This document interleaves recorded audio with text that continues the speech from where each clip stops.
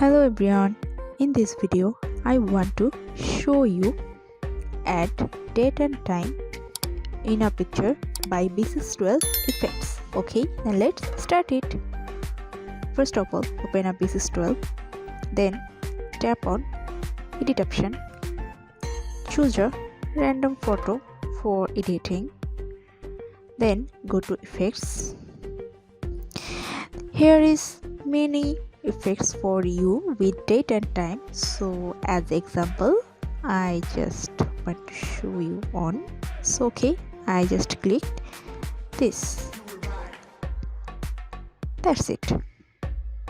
Click the tick mark and adjust this a little bit with this looks good looks. Okay, that's it. Thank you. Then click the tick mark and save this. Thank you for watching.